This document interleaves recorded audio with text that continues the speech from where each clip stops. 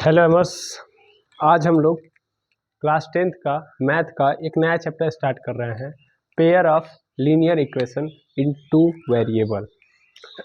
तो ये class 10th का चैप्टर है मैथ का, पेयर ऑफ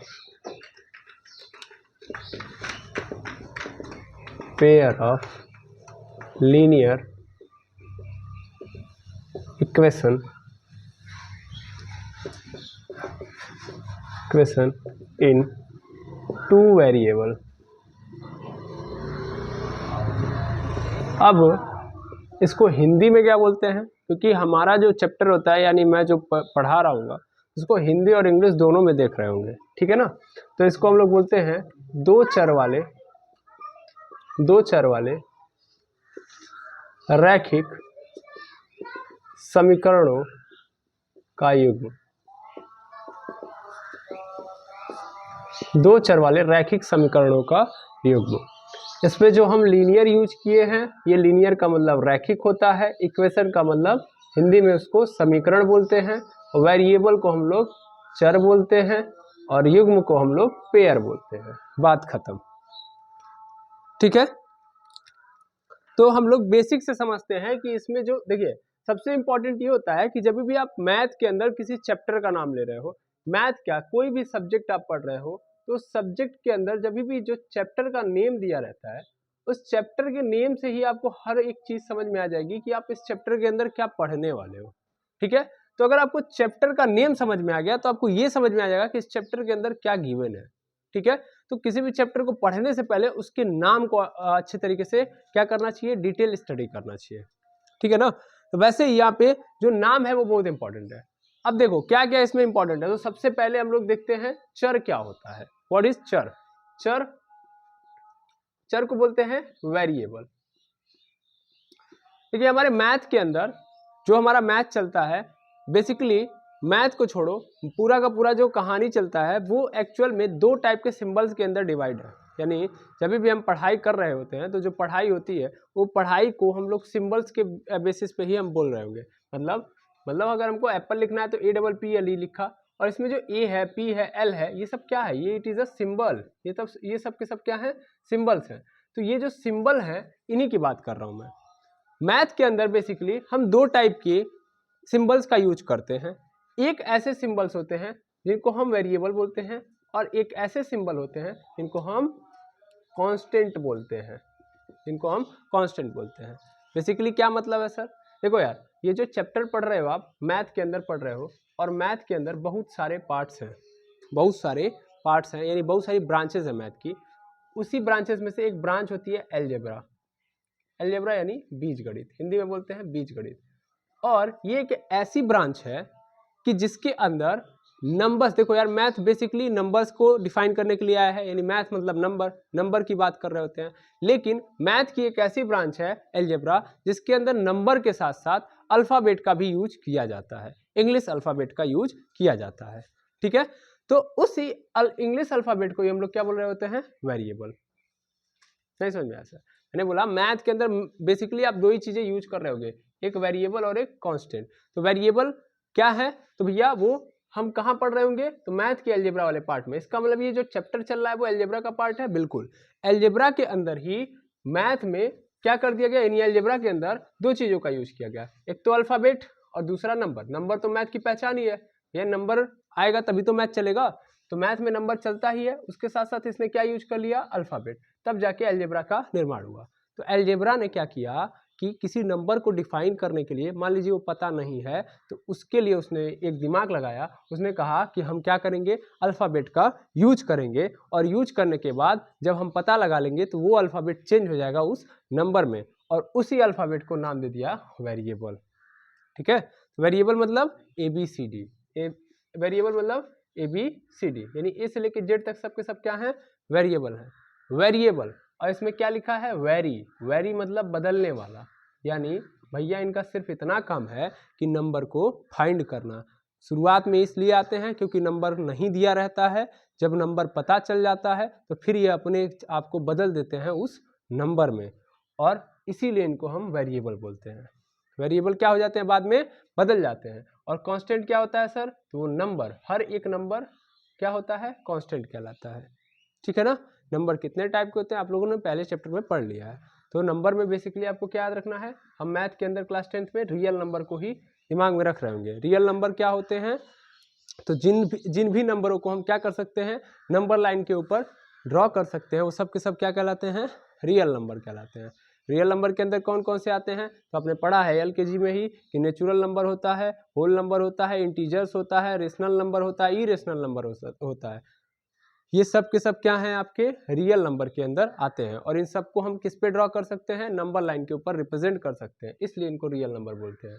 तो भैया शुरुआत में हम किनका यूज करेंगे, ABCD का। और ये ABCD जब उस अननोन नंबर को पता कर लेंगे, यानी किसी अननोन नंबर को पता लगाने के लिए हम हेल्प लेते हैं जिस वेरिएबल की, जिस ABCD को, उसको हम क्या बोलते हैं, वेरिएबल। लेकिन बाद में अननोन सिंबल किस में कन्वर्ट हो जाएगा, अननोन सिंबल किस में कन्वर्ट हो जाएगा भैया, ये कन्वर्ट हो जाएगा नंबर में। किस में कन्वर्ट हो जाएगा, नंबर में। तो वेरिएबल मतलब ABCD, वेरिएबल मतलब ABCD, और कांस्टेंट मतलब नंबर। क्लियर है ये बात। वेरिएबल बाद में किस में चेंज हो जाएंगे, कांस्टेंट में। ठीक है, ठीक है सर। अच्छा, तो कांस्टेंट समझ में आ गया, वेरिएबल समझ में आ गया। अब सर आता है रैखिक समीकरण, या क्या होता है ये सब, समीकरण क्या होता है, रैखिक क्या होता है, इन सब चीजों को समझते हैं। तो देखो यार, बेसिकली अगर हम बात करें अलजेब्रा की, तो अलजेब्रा का मतलब क्या है, अलजेब्रा का मतलब है नंबर प्लस वेरिएबल। सिंपल बात है, नंबर प्लस वेरिएबल, या नंबर हटा के बोल दो बस कांस्टेंट। कांस्टेंट का मतलब जो कभी नहीं बदलता है। नंबर कहाँ चेंज होता है, 5 की अपनी आइडेंटिटी होती है समझ में। लेकिन यहाँ पे 5 मतलब 5 क्लियर है, फिक्स है, वैल्यू है। लेकिन अगर मैंने x लिखा है तो x की कभी वैल्यू 5 आएगी, कभी 10 आएगी, कभी 20 आएगी, x की करोड़ों वैल्यू आ जाएगी मैथ के अंदर। x एक कोई फिक्स नंबर नहीं है, यानी ये वेरी कर जाता है सिचुएशन के बिहाफ पे। सिचुएशन जैसी रहेगी, प्रॉब्लम जैसी रहेगी, वैसा x चेंज हो जाएगा। ठीक है ना। तो x बदल जाता है दूसरे किसी भी नंबर में, तो x वेरी करने वाला है। तो कांस्टेंट मतलब जो कभी नहीं बदलता, वेरिएबल मतलब जो बदल जाता है नंबर में। जब ये दोनों आपस में मिल जाते हैं तब जाके बनता है एक अलजेब्रिक एक्सप्रेशन। क्या बनता है, एक अलजेब्रिक एक्सप्रेशन। ठीक है ना। यानी जब एक कांस्टेंट जो नहीं बदलता है और एक वेरिएबल, दैट मीन्स जो बदलने वाला है, ABCD वाला है, वो आपस में मिल जाते हैं तो किसका निर्माण होता है, अलजेब्रिक एक्सप्रेशन का निर्माण होता है। ठीक है। जैसे जैसे जैसे मैंने यहाँ पे लिख दिया 5x + 2। ध्यान से देखिएगा, 5x + 2 क्या हो गया, 5 कांस्टेंट है, 2 कांस्टेंट है, लेकिन इसके साथ क्या आ गया, वेरिएबल। तो इसका मतलब ये क्या हो गया, अलजेब्रिक एक्सप्रेशन। ठीक है। तो इसे हम क्या बोलेंगे, अलजेब्रिक एक्सप्रेशन। अब ध्यान से समझिएगा, मेरे पास यहाँ पे 5x² + 3x + 2, क्या ये एक अलजेब्रिक एक्सप्रेशन है सर, बिल्कुल है, क्योंकि यहाँ पे कांस्टेंट है, यहाँ पे क्या है, वेरिएबल है। कांस्टेंट वेरिएबल एक साथ है, दैट मीन्स ये क्या है, अलजेब्रिक एक्सप्रेशन है। तो कभी भी कांस्टेंट के साथ किसकी भाईचारा हो जाए, वेरिएबल की, तो वो एक अलजेब्रिक एक्सप्रेशन का निर्माण करता है। अच्छा, मेरे पास यहाँ पे है 5y² + 3z² + 7, क्या ये एक अलजेब्रिक एक्सप्रेशन है, हाँ बिल्कुल है, क्योंकि वेरिएबल और कांस्टेंट है। अच्छा, और देखिएगा अंडर रूट में 5y + 3x² + 2 दिया गया है, क्या एक अलजेब्रिक एक्सप्रेशन है, बिल्कुल है। कभी भी कोई भी नंबर आए, देखो यार क्या है, अंडर रूट 5 क्या है, it is a irrational number. Irrational number किस में आता है भैया, ये आता है रियल नंबर में ही, यानी अपरिमेय संख्या भी क्या है, वास्तविक संख्या ही तो है। इसका मतलब उससे भी हमको कोई लेना देना नहीं है। और वेरिएबल मेरा किस में चला गया, कर्डी में, यानी अंडर रूट में चला गया, तो इससे उसको कोई आपत्ति नहीं है। कहने का अर्थ है कि नंबर के साथ वेरिएबल आ गया, दैट मीन्स क्या है, वो एक अलजेब्रिक एक्सप्रेशन है। अच्छा, एक और देख लो, x² + y² + z², क्या एक अलजेब्रिक एक्सप्रेशन है, अरे सर इसमें तो कहीं कांस्टेंट नजर नहीं आ रहा है।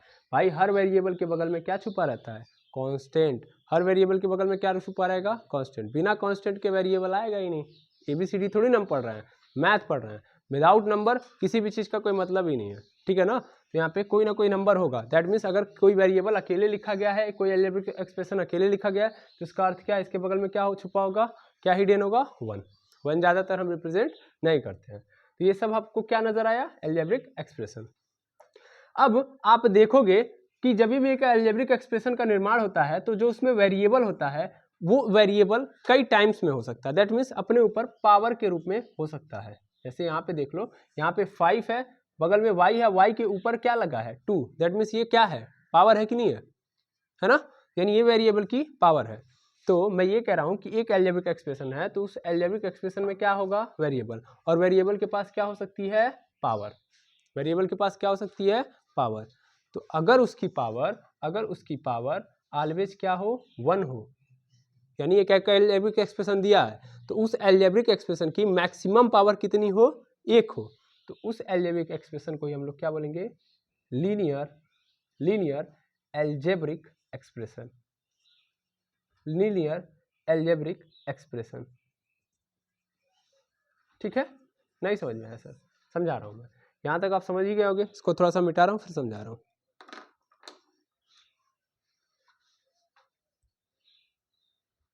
देखो क्या मतलब है, मैंने अभी जस्ट बताया कि कांस्टेंट होता है और उस कांस्टेंट के साथ कौन भाईचारा कर ले, वेरिएबल। तो वेरिएबल और कांस्टेंट एक साथ मिलके मैथ की किसी प्रॉब्लम को सॉल्व कर रहे हैं तो वो एक चीज़ का निर्माण करते हैं, यानी एक एक्सप्रेशन बनता है जिसे हम लोग बोलते हैं अलजेब्रिक एक्सप्रेशन। और ये जो अलजेब्रिक एक्सप्रेशन होता है भाई, ये जो अलजेब्रिक एक्सप्रेशन होता है ये डिपेंड करता है, ये भी कई टाइप का हो जाता है वेरिएबल की पावर पे, यानी ये अलजेब्रिक एक्सप्रेशन कैसा दिखेगा वो किस पे डिपेंड करता है, वेरिएबल की पावर पर, यानी वेरिएबल की पावर माने घात पर। कैसे सर, जैसे मेरे पास है 5x + 3y, ठीक है, 5x + 3y, तो 5x + 3y है तो यहाँ पे वेरिएबल x है, x पे पावर कितनी है सर, कुछ नहीं है, इसका मतलब क्या है, 1 है। पावर समझ में आता ही होगा, है कि नहीं है, पावर मतलब कितने टाइम्स आपस में ही मल्टीप्लाई हुआ होगा, दैट मीन्स अगर x पे पावर 2 है इसका मतलब x आपस में ही कितनी बार मल्टीप्लाई कर दिया है, 2 टाइम्स। x पे पावर 3 है दैट मीन्स क्या बोलते हैं इसको, x³ बोलते हैं, यानी x ने आपस में कितनी बार मल्टीप्लाई किया है, 3 बार, यही तो मतलब होता है। तो पावर ये बताता है कि कितने टाइम्स है वो वेरिएबल वहाँ पे प्रेजेंट है, तो यहाँ पे कितने टाइम्स है, 1 टाइम्स, यहाँ पे y कितनी बार है सर, 1 बार है। तो ओवरऑल इस अलजेब्रिक एक्सप्रेशन में मैक्सिमम पावर कितनी है, 1 ही तो है, यानी पावर कितनी है इस अलजेब्रिक एक्सप्रेशन में, वेरिएबल के पास 1। तो ऐसे को ही हम लोग क्या बोलेंगे, लीनियर अलजेब्रिक एक्सप्रेशन। ठीक है भाई, बिल्कुल सर। मान लो मेरे पास है 5x² + 3y, ऐसे दे दिया। अभी क्वेश्चन है, अभी बताओ सर ये क्या होगा, क्या ये अलजेब्रिक एक्सप्रेशन है, बिल्कुल 100% श्योर अलजेब्रिक एक्सप्रेशन है। कैसे पता चला, क्योंकि देख लो ध्यान से, कांस्टेंट वेरिएबल एक साथ आया कि नहीं है, कांस्टेंट वेरिएबल एक साथ अलजेब्रिक एक्सप्रेशन है, ठीक है। अब इस अलजेब्रिक एक्सप्रेशन का अगर हम नाम रखेंगे तो कैसे रखेंगे, वेरिएबल की पावर के थ्रू। तो वेरिएबल की पावर कैसी, उस पर डिपेंड कर रहा है, यहाँ पे वेरिएबल कौन है, x है। अच्छा इसमें पहले चीज ना, वेरिएबल कौन है सर, एक तो x है, दूसरा कौन है, y है। अच्छा x पे पावर कितनी है सर, x पे पावर है 2, y पे पावर कितनी, 1, मैक्सिमम पावर कितनी, मैक्सिमम पावर कितनी, 2 ही तो है ना, यानी ज्यादा पावर किस पे है, x पे है, कितनी ज्यादा पावर है, 2 है ना, दैट मीन्स 2, यानी इससे अलजेब्रिक एक्सप्रेशन की मैक्सिमम पावर कितनी है, 2 है। तो अगर किसी अलजेब्रिक एक्सप्रेशन की पावर कितनी हो जाती है भैया, 2, तब उसका नाम बदल जाता है, तब उसका नाम क्या हो जाता है,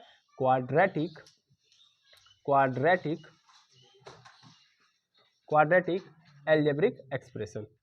ओके, अच्छा हाँ बिल्कुल। अच्छा 5x² + 3y² हो तब सर, क्योंकि भी इससे पहले इस पे केवल था, इस पे नहीं था। अच्छा यहाँ पे वेरिएबल कौन है भैया, एक x है, दूसरा y है, x की पावर 2, y की पावर 2, मैक्सिमम पावर कितनी है, 2 ही तो है सर, यानी मैक्सिमम पावर कितनी है, 2 है, 2 से ज़्यादा तो किसी के पास नहीं है, यानी मैक्सिमम 2 ही पावर है एक वेरिएबल के पास। तो इसका मतलब ये कौन सा इक्वेशन हो गया, कौन सा एक्सप्रेशन हो गया, क्वाड्रेटिक अलजेब्रिक एक्सप्रेशन। क्लियर है ये बात, है या ना, बिल्कुल सर। अच्छा अभी मैंने 5x पे क्यू कर दिया, 3y² कर दिया, क्या ये अलजेब्रिक एक्सप्रेशन है, यस सर। इसके अंदर वेरिएबल कौन है, एक x है, एक y है, x पे पावर 3, y पे पावर 2, भैया कौन से वेरिएबल पे सबसे ज़्यादा पावर है, x पे है, ठीक है, कितनी मैक्सिमम पावर है, 3 ही है ना, दैट मीन्स सबसे मैक्सिमम पावर पूरे का ओवरऑल मिलाऊं तो सबसे ज़्यादा मैक्सिमम पावर कितनी है, 3 है। मैक्सिमम पावर का मतलब जितनी मैक्सिमम पावर हो सकती है, दैट मीन्स किसी वेरिएबल के ऊपर कोई भी वेरिएबल हो, 4 वेरिएबल हो, 10 वेरिएबल, उससे मतलब नहीं है, जिस वेरिएबल पे सबसे ज़्यादा पावर होती है वह उस पूरे एक्सप्रेशन की पावर कहलाती है, ठीक है ना। तो इस x पे पावर 3 है, इसका मतलब इस पूरे एक्सप्रेशन की मैक्सिमम पावर कितनी हो गई, 3।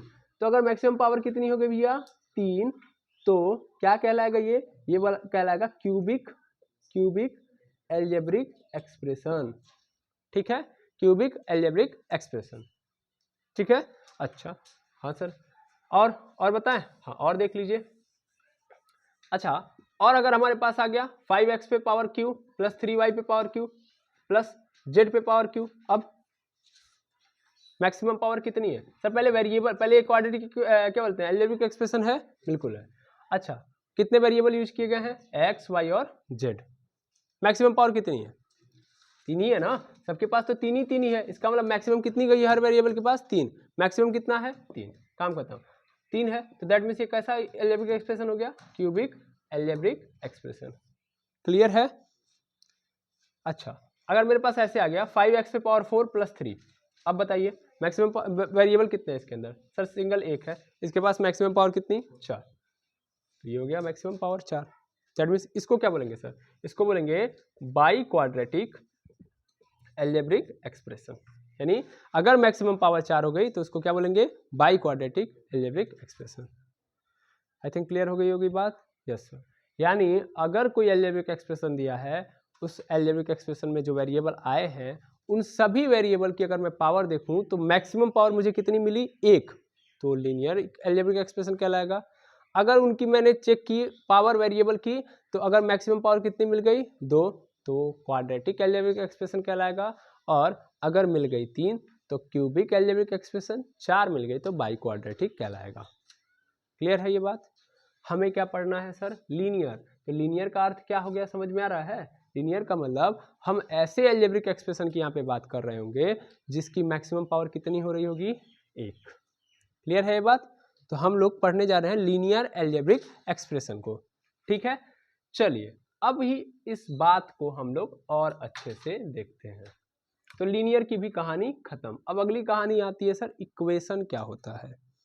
ठीक है, तो अगर किसी एक्सप्रेशन को, जरूरी नहीं है कि वो एल्जेब्रिक हो, किसी भी एक्सप्रेशन को आप आगे पढ़ोगे ट्रिग्नोमेट्रिक अगर ट्रिग्नोमेट्रिक रेशियोज को ही अगर हम किसी के बराबर कर दें, दैट मीन्स किसी वैल्यू के बराबर कर दें, तो वहां भी वो ट्रिग्नोमेट्रिक एक्सप्रेशन कहलाएगा। वो क्या कहलाएगा? Trigonometric expression. मतलब समझो, जब भी हम एल्जेब्रा दैट मीन्स कांस्टेंट और वेरिएबल को रिप्रेजेंट कर रहे होंगे तो एल्जेब्रिक एक्सप्रेशन। जब हम ट्रिग्नोमेट्रिक रेशियोज को यूज कर रहे होंगे, साइन थीटा कॉस थीटा, तो उसको हम ट्रिग्नोमेट्रिक एक्सप्रेशन कहेंगे। लॉग का यूज कर रहे होंगे तो लॉगरिथम एक्सप्रेशन बोलेंगे। आई बात समझ में? तो इस आधार पे कि आप किस टाइप का किस चीज को ले रहे हो, यानी किस वैल्यू किस फंक्शन को यूज कर रहे हो, उस आधार पे एक्सप्रेशन बनते हैं।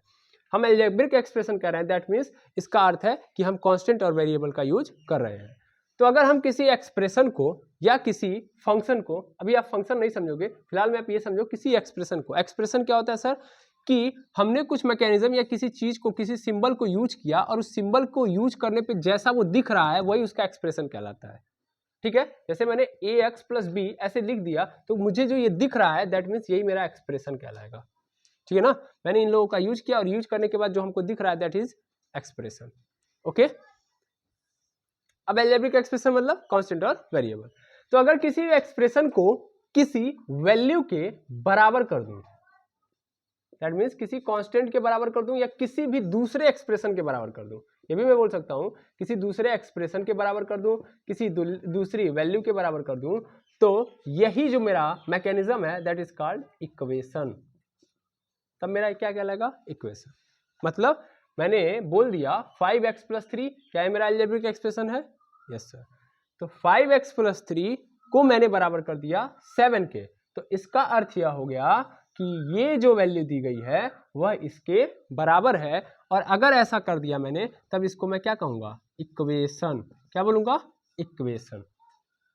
इक्वेशन मतलब इक्वल। देखो EQA लगा लो, यानी EQAL, इक्वल, यानी किसी एक्सप्रेशन को किसी के बराबर कर दिया गया दैट इज कॉल्ड इक्वेशन।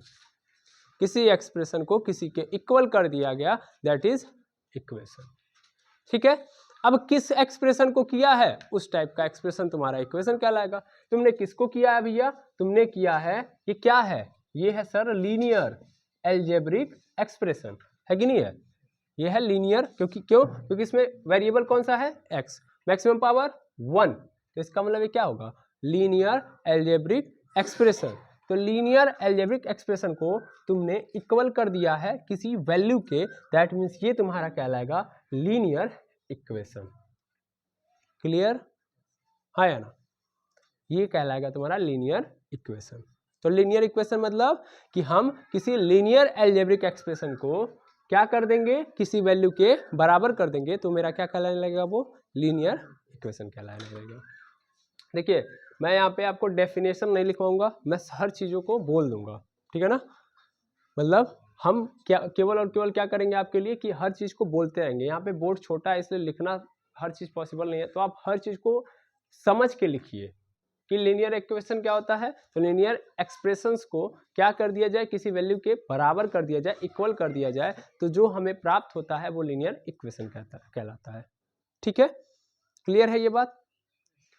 और अब थोड़ा सा एक बात समझिएगा कि जब भी आपके सामने आएगा इक्वेशन, तो इक्वेशन का मतलब भैया कि तुमने किसी को किसी के बराबर माना है कि ये जो वैल्यू है यानी ये जो चीज है वो 7 के बराबर है, हाँ या ना। तो 5x + 3 को तुमने 7 के बराबर माना, इसका मतलब यहाँ पे जो x होगा इसकी कोई ना कोई ऐसी वैल्यू होगी जिसको मैं यहाँ पे रखूंगा तो ये क्या बना देगा, 7। यानी ये पूरा का पूरा क्या है, 7 ही है, 7 ही है, लेकिन बस मुझे यहाँ पे वैल्यू रखनी पड़ेगी। नहीं समझे सर, मतलब समझा रहा हूँ। जब भी एक इक्वेशन आएगा भैया तो हर इक्वेशन का क्या होता है, सोल्यूशन निकालना पड़ता है। हर इक्वेशन का क्या निकालना पड़ेगा, सोल्यूशन। सर सोल्यूशन क्या होता है, सर सोल्यूशन में ये होता है कि आपको कोई वैल्यू पुट करनी पड़ती है। इसमें देखो कौन सा वेरिएबल है, एक्स है ना, तो एक्स मेरा क्या है, वेरिएबल है, यानी ये बदलेगा किसमें, नंबर में। तो हमें वो नंबर ढूंढना पड़ेगा कि जो हम यहाँ पे रखें तो ये वैल्यू इस वैल्यू के क्या हो जाए, बराबर हो जाए, यानी LHS मेरा RHS के बराबर हो जाए, तो वो वैल्यू ही मेरी क्या कहलाएगी, सोल्यूशन ऑफ दिस इक्वेशन। समझ में आया, इक्वेशन क्या है समझ में आ गया। लेकिन जब भी इक्वेशन आएगा तो इसका मतलब तुमको क्या निकालना पड़ेगा भैया, सोल्यूशन। तो इक्वेशन की कहानी क्या है कि equation always demand the solution, ठीक है ना। यह बात आप नोट करके लिख लीजिएगा कि इक्वेशन आएगा तो सोल्यूशन लाना पड़ेगा, ठीक है। तो आपके सामने इक्वेशन आएंगे तो आपका काम क्या होगा, तुरंत पकड़ लेना है सोल्यूशन। और सोल्यूशन मीन्स वो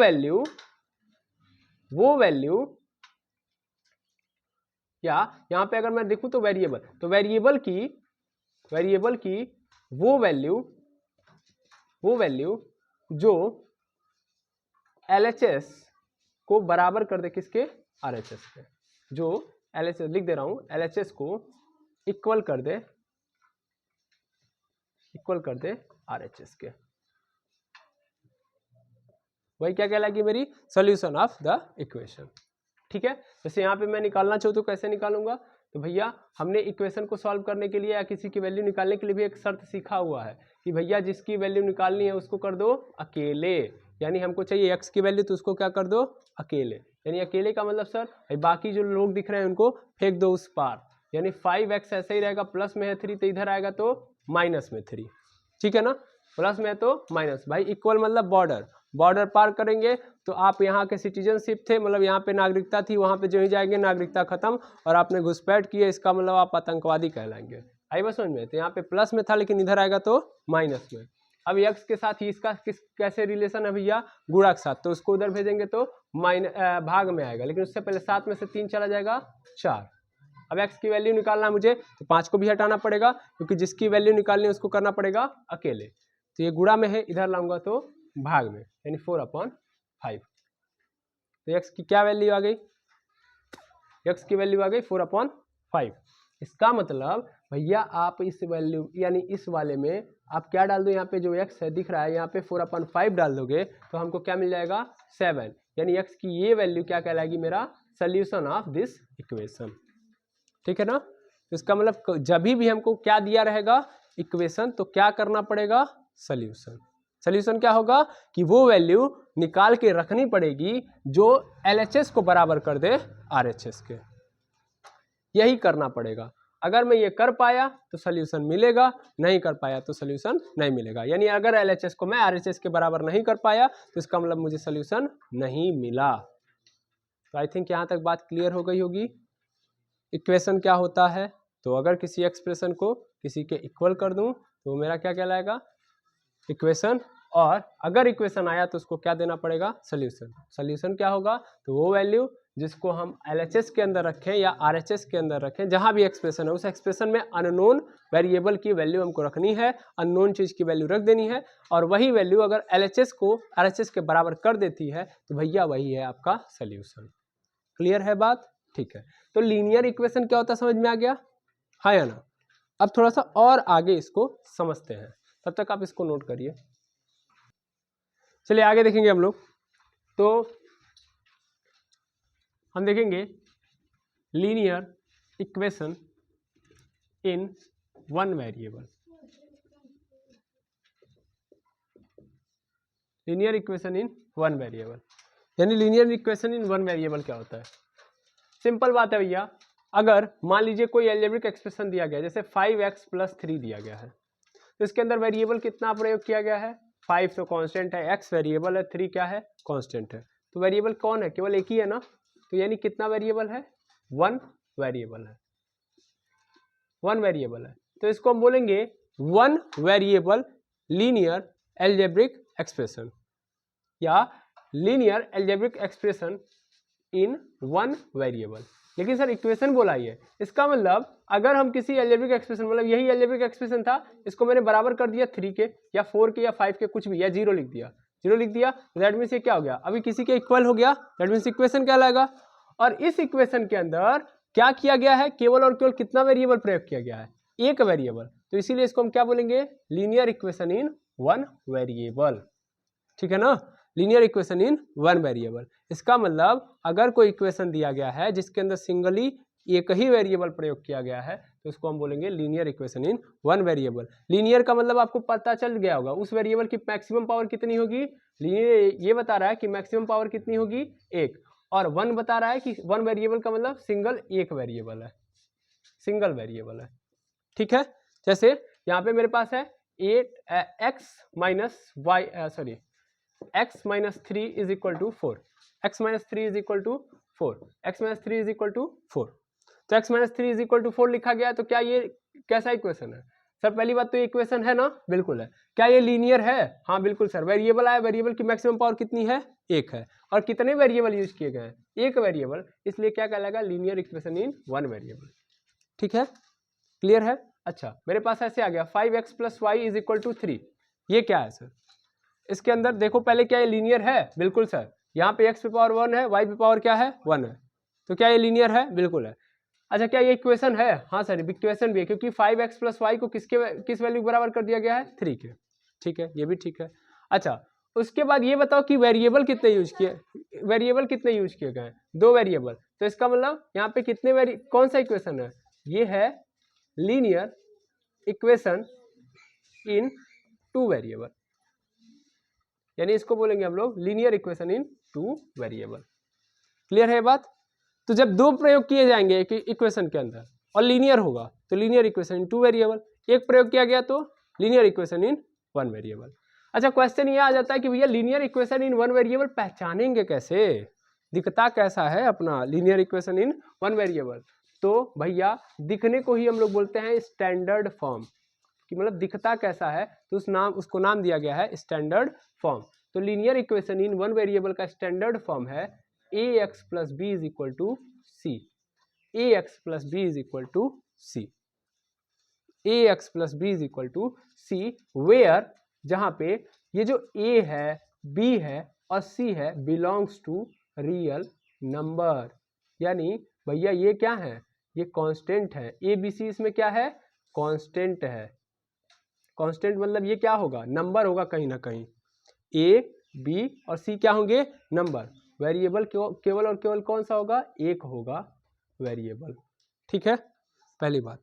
दूसरी बात, इसमें a तो कभी भी जीरो नहीं हो सकता, a never will be zero, ये कभी भी जीरो नहीं होगा। क्यों, क्योंकि अगर तुमने a को जीरो कर दिया तो वेरिएबल मल्टीप्लाई हो जाएगा जीरो से और वेरिएबल ही क्या हो जाएगा, खत्म।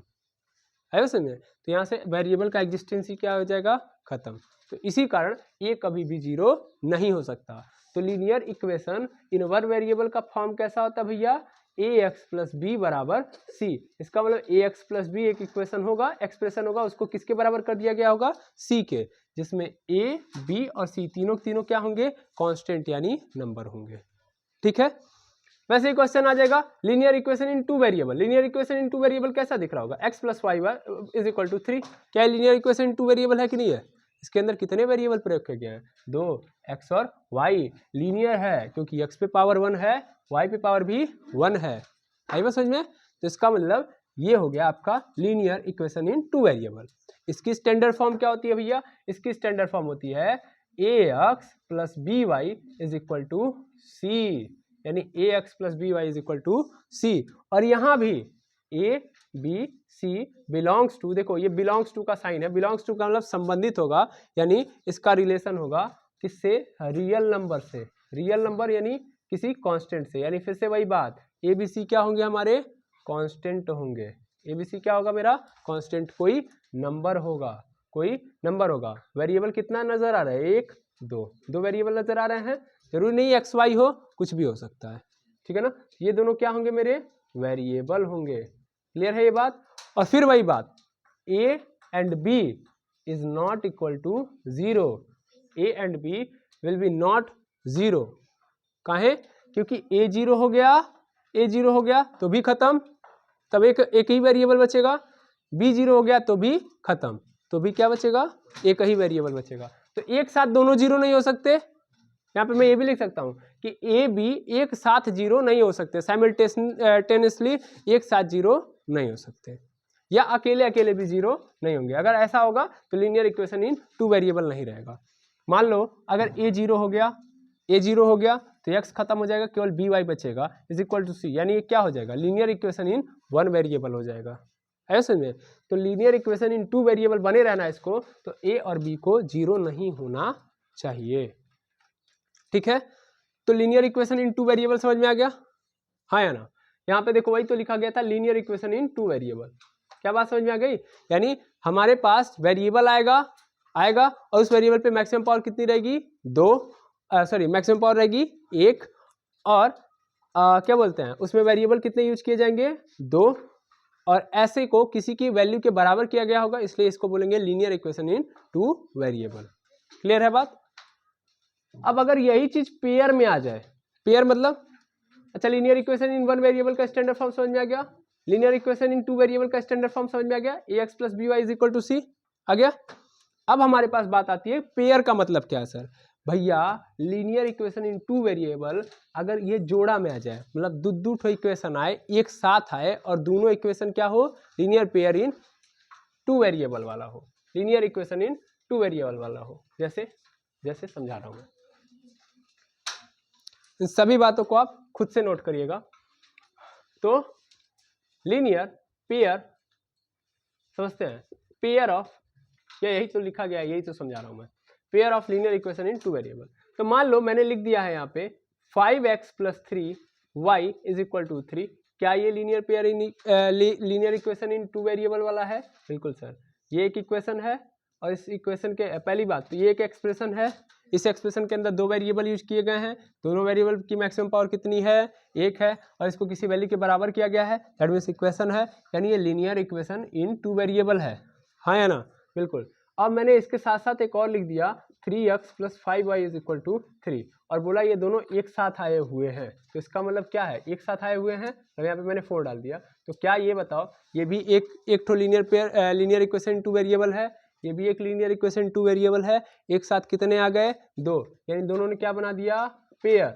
मतलब मैंने बोला इसका इसके साथ क्या है, रिलेशन है, इसका इसके साथ क्या है, रिलेशन है। इन दोनों में जो यक्स है वो बैट को रिप्रेजेंट कर रहा है और वाई जो है वो किसको रिप्रेजेंट कर रहा है, बॉल को। तो इसका मतलब ये दोनों एक साथ है ना, तो अगर एक साथ आ गए तो इसको क्या बोलेंगे, पेयर। है समझ में? इसको क्या बोलेंगे, एक साथ आ गया तो पेयर बोलेंगे। एक सेकेंड रुकेंगे। तो आई थिंक ये बात समझ में आ गई होगी कि अगर एक साथ दो लीनियर इक्वेशन आ जाएं एक साथ, दो linear equation in two variable वाले आ जाएं, इन टू वेरिएबल वाले लीनियर इक्वेशन दो ठो एक साथ आ जाएंगे तो उन्हीं को क्या बोलेंगे, pair of linear equation in two variable. Okay, हाँ या ना। अच्छा, तो इसका भी स्टैंडर्ड फॉर्म देखना पड़ेगा भैया, कौन इक्वेशन आएगा तो उसका क्या रहेगा, एक स्टैंडर्ड फॉर्म में दिखाई कैसे देता है, कैसे पहचानेंगे कि ये इस तरह दिखाई देता है। तो लीनियर पेयर का क्या बोलते हैं, linear pair, sorry linear equation in two variable का जो पेयर है उसका जो स्टैंडर्ड फॉर्म है वो स्टैंडर्ड फॉर्म कुछ इस तरीके से दिखाई देता है, a1x plus b1y is equal to c1 और a2x plus b2y is equal to c2, जहाँ पे a1 b1 c1 और a2 b2 c2 ये सब के सब क्या होंगे, कांस्टेंट होंगे, सब के सब कोई ना कोई क्या होंगे, नंबर होंगे, सब के सब क्या होंगे, कोई ना कोई नंबर होंगे। आया समझ में। देखो यहाँ पे अगर पेयर लिख रहे हो तो हमेशा इन दोनों पेयरों में दोनों जो वेरिएबल होने चाहिए वो क्या होने चाहिए, सेम। अब ऐसा नहीं हम बोल सकते कि यहाँ पे मैंने लिखा है 5x plus 3y is equal to 4 और यहाँ पे लिखा है 5a plus 3b is equal to 5, ये बोल दिया कि लीनियर पेयर यानी pair of linear equation in two variable है। नहीं, देखो ये पेयर नहीं बन सकते, ये अलग है linear equation in two variable और ये linear equation in two variable अलग है, क्योंकि यहाँ के इस इक्वेशन का वेरिएबल अलग है, इस इक्वेशन में x और y वेरिएबल यूज किया गया है जबकि यहाँ पे a और b यूज किया गया है। तो इसका मतलब ये पेयर नहीं बना सकते। पेयर बनाने के लिए क्या रिस्ट्रिक्शन है कि दोनों इक्वेशन के अंदर वेरिएबल क्या होने चाहिए, सेम। ठीक है, इज दैट क्लियर। तो आई थिंक आपको ये समझ में आ गया कि pair of linear equation in two variable क्या होता है। अब मैंने अभी जस्ट बताया कि भैया अगर कोनो क्या दिया होगा, इक्वेशन, तो इक्वेशन को इक्वेशन डिमांड सोल्यूशन। ओके, क्या चाहिए, सोल्यूशन। सोल्यूशन मतलब वो वैल्यू फाइंड आउट करना कि जो एक्स और क्या बोलते हैं एलएचएस को आरएचएस के बराबर कर देता है। और सोल्यूशन किसका निकालोगे, तो हम इसमें हमेशा किसका निकालेंगे, वेरिएबल का। अच्छा, कितना सोल्यूशन निकलेगा, तो जितना वेरिएबल, कितने वेरिएबल हैं, दो वेरिएबल हैं, इन दोनों वेरिएबल का क्या निकालेंगे, सोल्यूशन। और फिर मतलब सॉरी दोनों वेरिएबल का क्या निकालेंगे, वैल्यू, और इस वैल्यू को पुट करेंगे हम एलएचएस में, तब जाके मिले, तब हम देखेंगे कि क्या ये आरएचएस के बराबर कर पा रहा है कि नहीं कर पा रहा है। अगर ये वेरिएबल की दोनों वैल्यू, इन दोनों वेरिएबल की जो वैल्यूज हैं अगर रखने पे एलएचएस को आरएचएस के बराबर कर दे रही हैं तो वो मेरा क्या हो जाएगा, सोल्यूशन उस इक्वेशन का, यानी इन इक्वेशन का क्या हो जाएगा, सोल्यूशन। तो हमें कल से ये पढ़ना है कि अगर हमारे पास pair of linear equation in two variable दिए गए हैं, गिवन हैं, तो उनका सोल्यूशन कैसे निकालेंगे। सोल्यूशन मीन्स वो जो वेरिएबल गिवन है उनकी वैल्यू फाइंड आउट करना जिसको रखने पे एलएचएस बराबर हो जाए आरएचएस के। ठीक है, तो कल इन linear pair of linear equation in two variable के सोल्यूशन निकालने का क्या करेंगे, मेथड सीखेंगे। इज दैट क्लियर है, इज दैट क्लियर। भाई मैथ के अंदर इसका बड़ा रोल है, इसके एप्लीकेशन भी हम देखेंगे कि इसका क्यों यूज किया जाता है, कैसे यूज किया जाता है। ठीक है ना, तो कल हम इसके बारे में समझेंगे। आज के लिए बस इतना ही। कोई भी दिक्कत हो, कोई भी डाउट रहे तो जरूर कमेंट सेक्शन में बताएं, और अगर कोई त्रुटि हो रही है तो उसको भी जरूर बताएं। ठीक है, तो आज के लिए इतना ही। Thank you very much MS, कल मिलते हैं।